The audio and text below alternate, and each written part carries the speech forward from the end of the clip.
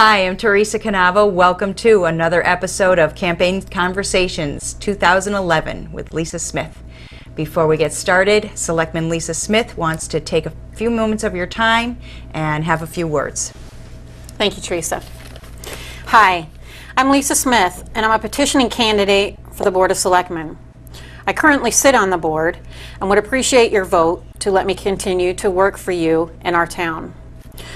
The Democratic slate in our town is out of touch with the current economic climate. I live in a one-income household, and I know the struggles that we're all going through. I realize what it means to have and live on a budget. Times are tough.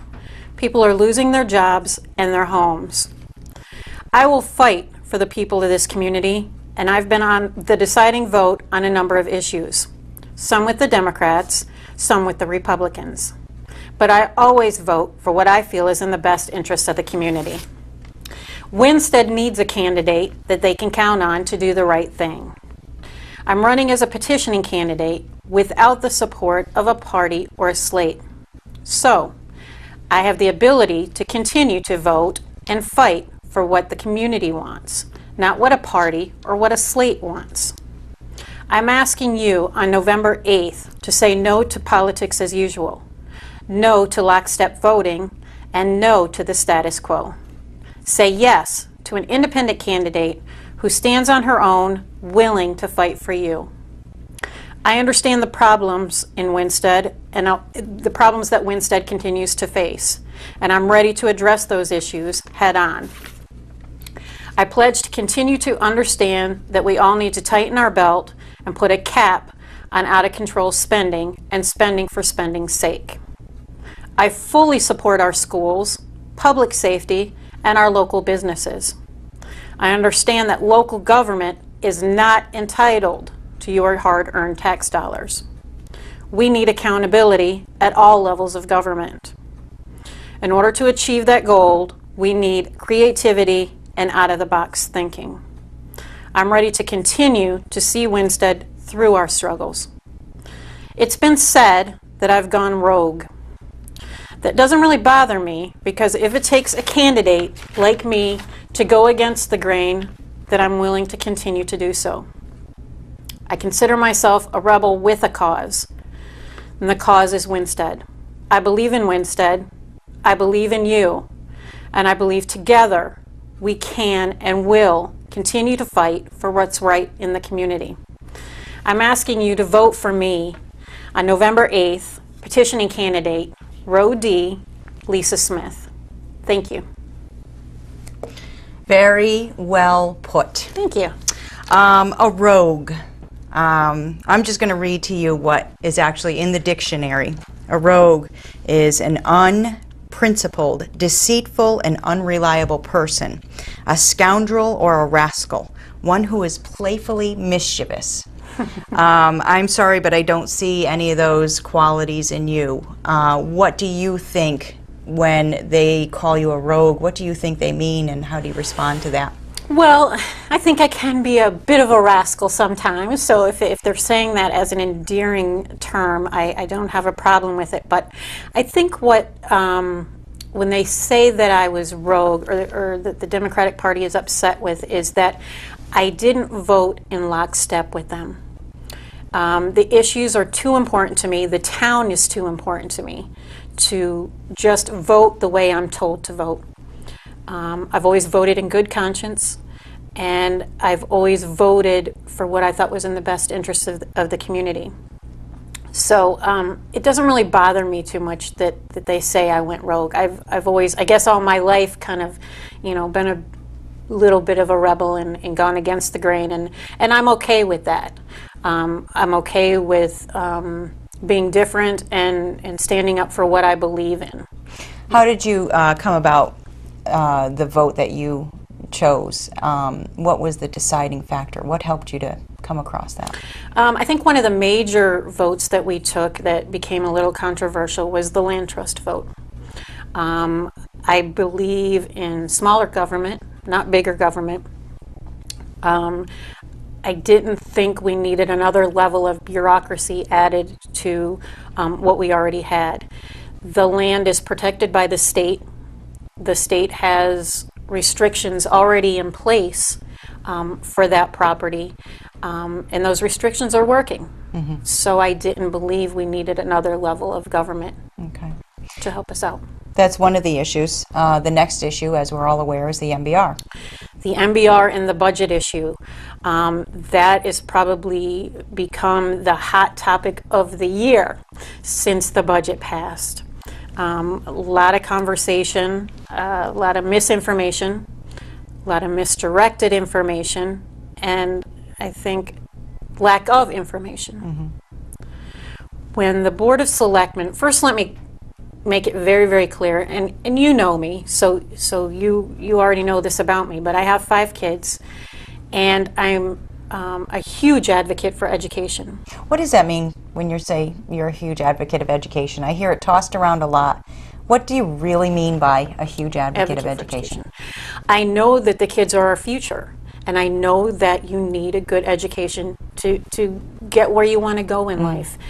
And we have a good system in town. We need improvements. You need improvements everywhere because there just isn't a perfect system. I have a history of going before the Board of Education and advocating when they wanted to cut sports and extracurricular activities. I'll continue to do that because I think we needed I think we need a well-rounded student. How does that make a well-rounded student? Well, colleges these days, when you go in, and I know this because I had a son that just graduated, and we went through the process at the end of last year, actually the middle of his senior year, filling out applications and going through the college process. Not an easy thing. Not an easy thing. It's like you're filling out a book just to go. Just the college application itself is, you have to have a high school education just to fill that out. But they want to know what the kids have done extracurricular-wise. They want to know the sports teams that they were involved in. Were they captain? How were they involved? How were they involved in their community? More and more applications are looking for kids that volunteered in their community and did things above and beyond just what the school offers. So I'm a huge advocate that they receive all of those things, that they have all of those resources to benefit from, not just the curriculum, which we obviously know the core curriculum is the most important. But you learn so much from belonging to the band, from belonging to a sports team. You learn how to get along with people, how to work with people, how to lose gracefully, how to win gracefully. I think another part of that too is you see a lot of parental support, family support, friends. I think that's really good to hear somebody cheering you on, whether it's a performance that you've just done, artwork that you have on the wall, playing a football game, the band parents, everybody has to participate, and I think that's really creates a good core. It does, and it involves the community, and once again the community gets behind the kids. So getting back to the budget, and the reason I wanted to first preface by saying all that is because I think I've been labeled a little bit as, a kid hater or a hater of education, and the people that really know me know that it's just the opposite. I don't sit on the Board of Education, I sit on the Board of Selectmen, which is also the Board of Finance. The Board of Finance has a responsibility to the town as a whole. The Board of Education is there to provide and to advocate for children. So I took my job very seriously in creating and drafting the budget. When we created that budget, and we had the departments come before us and show us what they wanted and what they needed in their budget, the Board of Education was one of those departments. And when they brought us their budget and told us that they were going to be closing a school, and they showed us what the savings would be from that. And they talked about moving the 7th and 8th grade up to Gilbert from Pearson. And we saw the savings from that. That's how we created the budget. Just like all of the other departments, there were things that we had to look at more at the needs than the wants. Like I said at the beginning of the show, we're in a tough economy. That there really are. I'm not just speaking for the sake of saying things. There are people out there that are losing their jobs. There's families where the mother and father both are looking for jobs. The economy's tight. oil's increasing, gas is increasing, and within our home budgets, we have to tighten our belt. Yeah.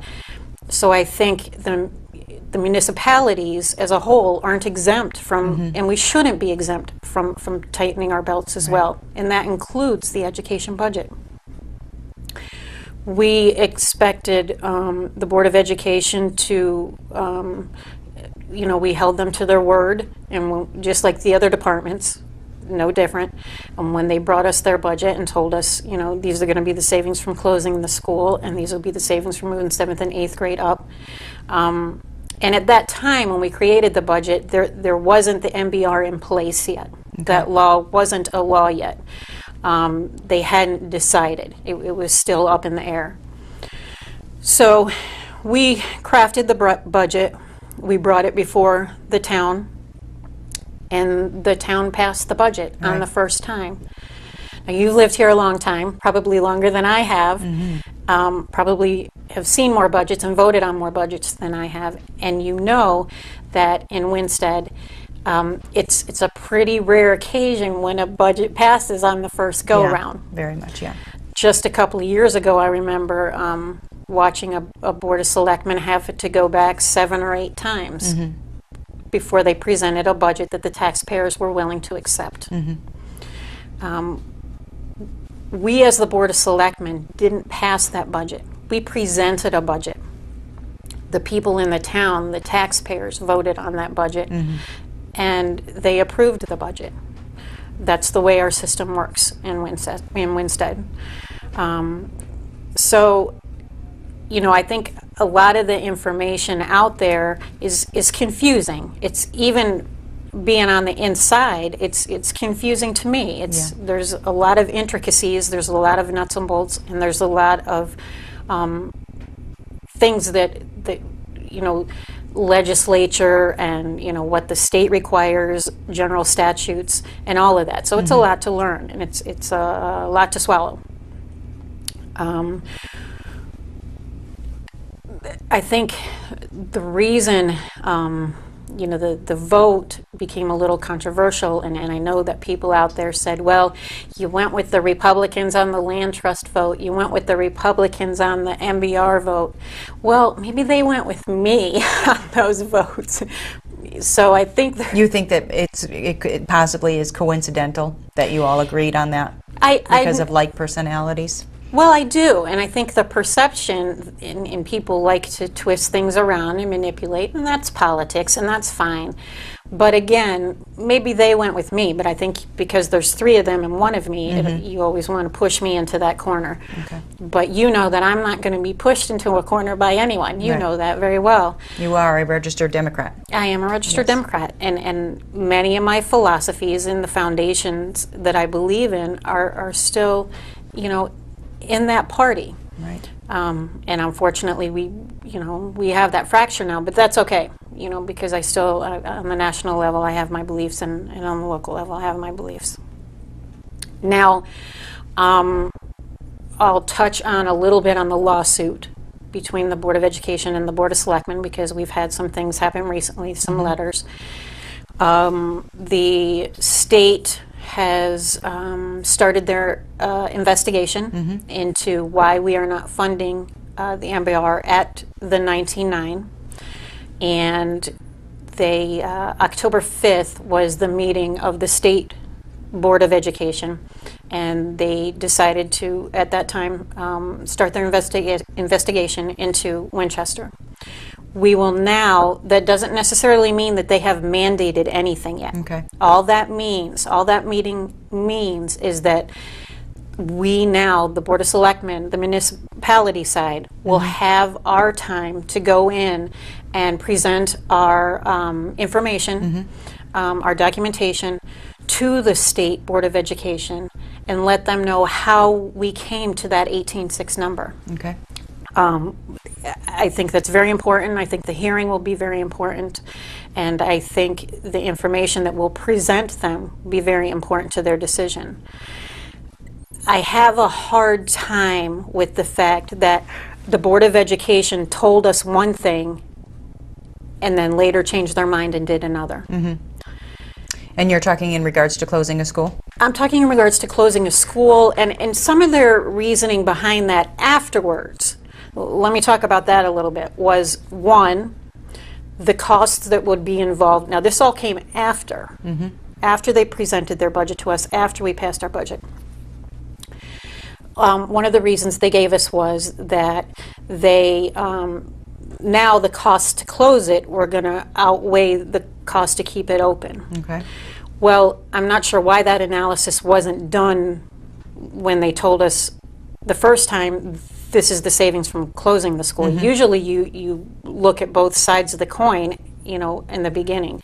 This is what it would cost to close it, this is what it would cost to keep it open. But all of a sudden afterwards there were all these costs to close it. I don't know that those have been verified as accurate. Okay.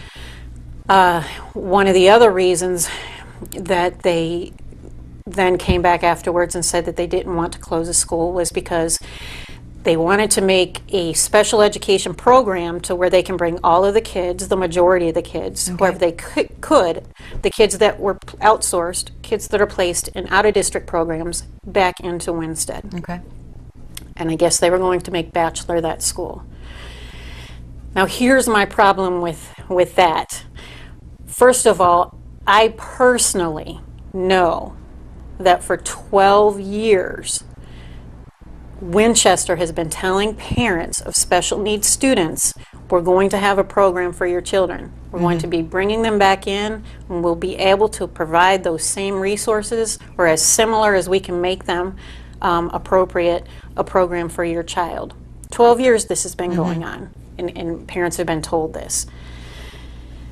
When it doesn't happen after 12 years, when you're told that year after year, there's not a whole lot of credibility there. Is that must be a huge issue? Isn't that a really tough one? I think it is a huge issue, and having a child with special needs is sensitive in a family anyways. So you're already going into those meetings with emotions escalating. And I know many families and associate with parents who have children with special needs.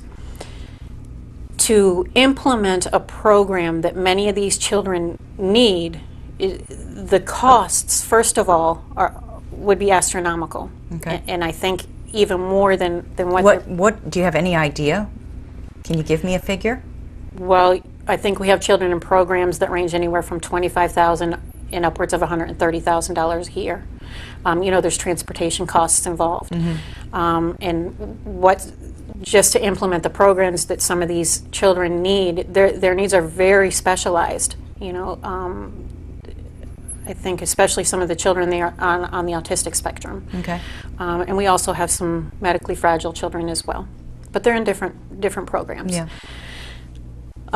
So to believe that the reason that they wanted to keep that building open was in order to start a program for our children with special needs. I think that's a hard and a big pill for parents to swallow. Okay. First of all, I would want to know and see historically the credibility of the program. You know, if I ever moved my child back into a program in district, we don't have that. And because you already don't have the credibility, because you've been telling us this for the past 12 years, again, I think it's a hard pill to swallow. Yeah. And until you see an established program for a certain amount of time, you're not going to make it available to your child. So that was another reason. I think one of the other reasons they said was if they closed Bachelor, they were going to need to rent space for central office. Okay. Again, I have a hard time with that because I have children in the schools. I see the schools. I see a whole lot of empty space in the schools. Okay. I don't know what exactly central office needs. I see what they have now, and I've seen what they have in the past, and I know that Pearson in their library has that whole back room that pupil personnel services used to use. Okay. And I just think if they got creative, they could work with all that, I mean, thousands and thousands of square feet in those Really? buildings. Okay. So I don't see that rental cost of central office is an issue. I see plenty of space in those buildings. And especially now, we have, I think Bachelor has pre-K, kindergarten and first grade. Pearson, I know, has 5th and 6th because I have a 6th grader there. And it went from 5th, 6th, 7th, and 8th down to just the 2 grades. So you have only 2 grades in that huge school. Okay. And then you have Hinsdale that must be 3rd, 4th, and 5th. Now, that 4th. segues me into another reason why, 2nd, 3rd, and 4th. Yep, correct me, correct you on that, please. yes. Yep. That segues me into another reason why I've heard that they didn't want to close Bachelor, and it's because they said that Hinsdale isn't a school that has the ability to, I guess, cater to the younger children. Okay. Now, my husband is born and raised Winstead, went through all of the schools, graduated from Gilbert, but when he went to Hinsdale, it was a K through 6th school. I don't know if you were here at that time and you remember that, but he does. Yeah. So obviously, if it was K through 6th at that time, then the school does have the facilities to be able to provide services, appropriate for the younger children. Okay. So again, I go back to a whole lot of information, maybe a lack of the correct information and some misinformation.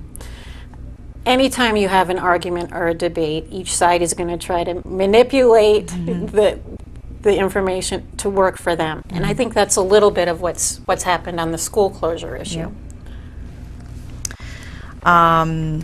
How about the Family Resource Center?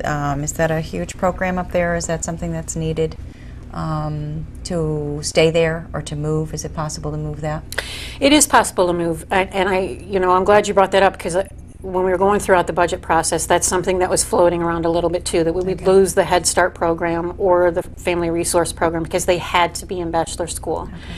That's not true. We just had to provide a facility for them. And again, I would go back to the fact that Hinsdale is an appropriate school for younger children. So either one of those programs could have gone up to Hinsdale and would have worked just fine.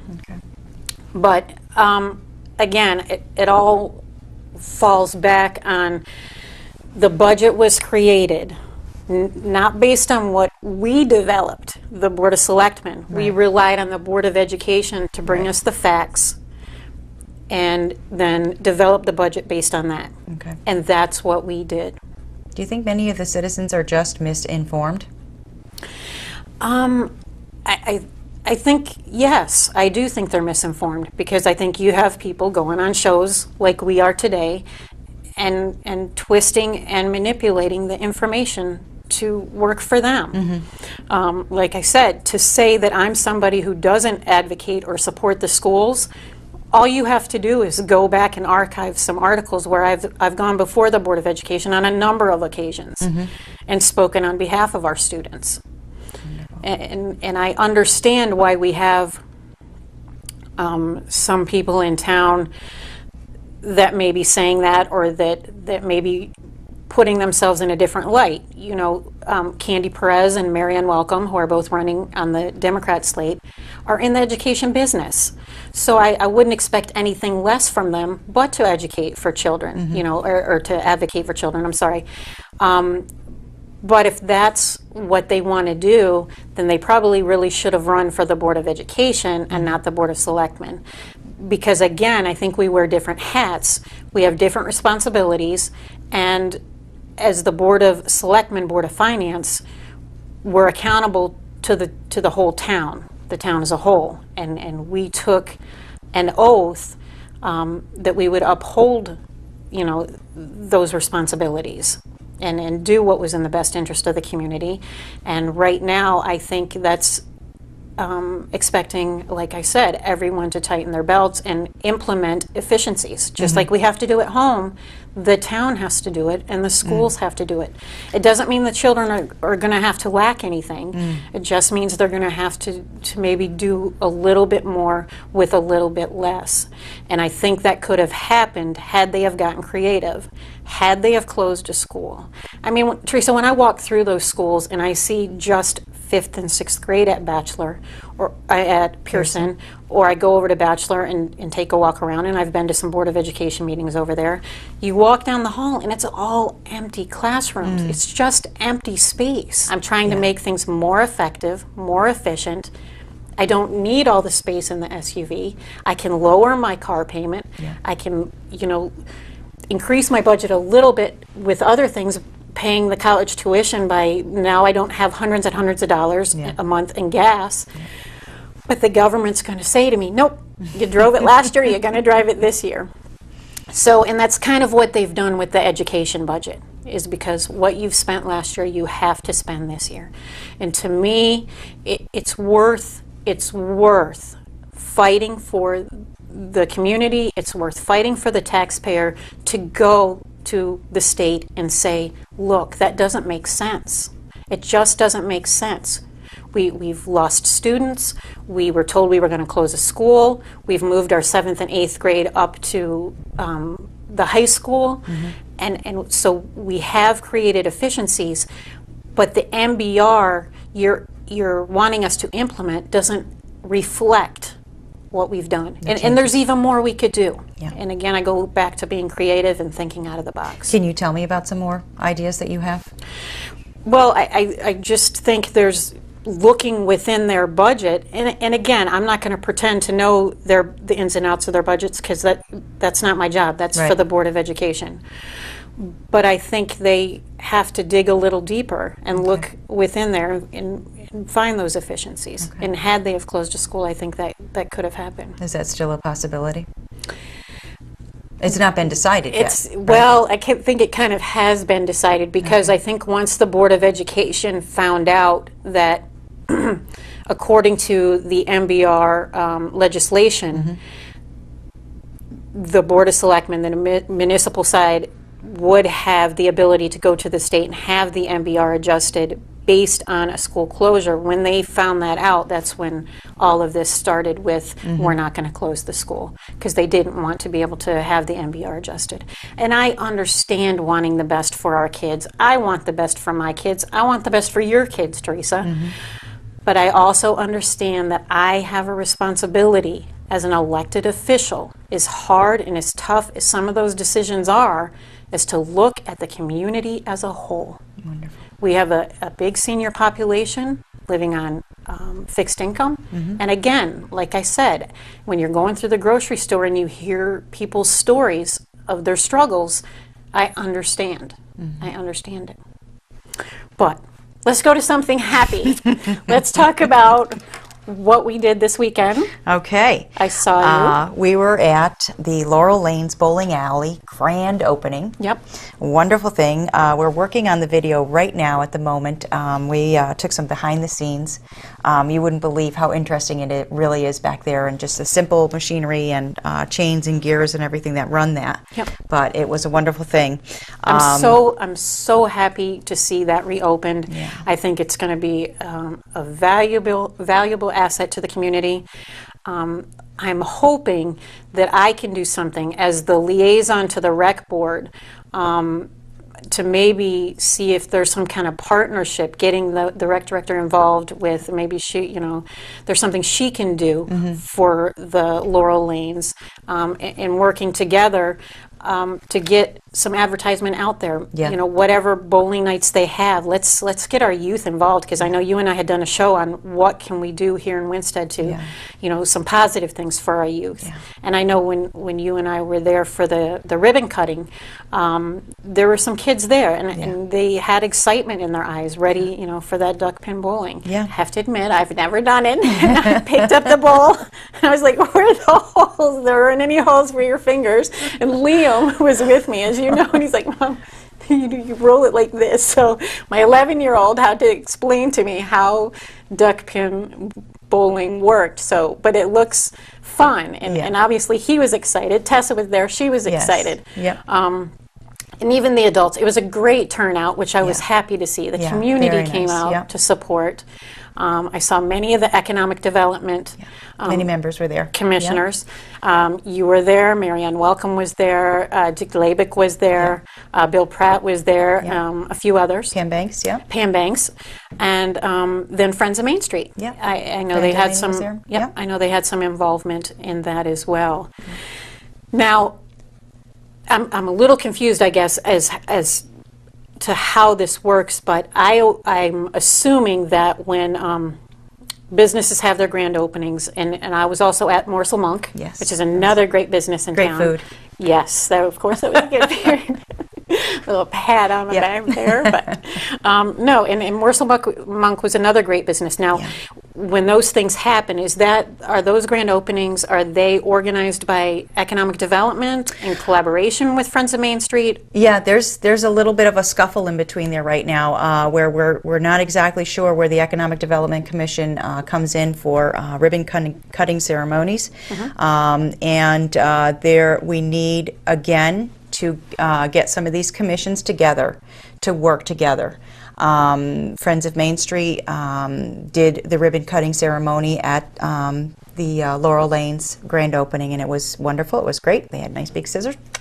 But it needs to be a little bit more of a celebratory thing. To see a new business come into this town needs to be glorified in a much grander way. Absolutely. I think that seeing the town selectmen, the mayor there, is a wonderful support group. But the commissions are not necessarily working together on this kind of item, and the crux of everything that's going to happen, any taxpayer money that's going to come in, any new business that's going to come in, new families coming in, needs to be in the form of marketing our town. And the responsibility falls with the Economic Development Commission to start doing that. We have in the works, our town has a new website coming up. We have a new website coming up. We will be working on brochures and packets to get together to invite people and businesses and entrepreneurs and developers into our town. We have just, we've said it 1,000 times, we have a beautiful gold mine here. We really do. But we need to stand behind our beautiful gold mine with everybody united. And we really need to pat each other on the back for doing such a great job that we actually do. There's a lot of wonderful positive things. There is The a lot. owners are George and Misty Noel, and he's the grandnephew of Angelo DeSanti, who was the original owner, and Doug and Leanne Hausch, is I think how they pronounce it. And they were exuberant and fabulous. They're moving back to Winsted for George and Misty. I think they're moving back into Winsted, coming out from Las Vegas, and Doug and Leanne are considering moving here too. So that kind of a small business is just a perfect situation for our Main Street, for our nice town, for our beautiful town. It is. It's something that really needs to be celebrated in a much grander scale and a bigger way.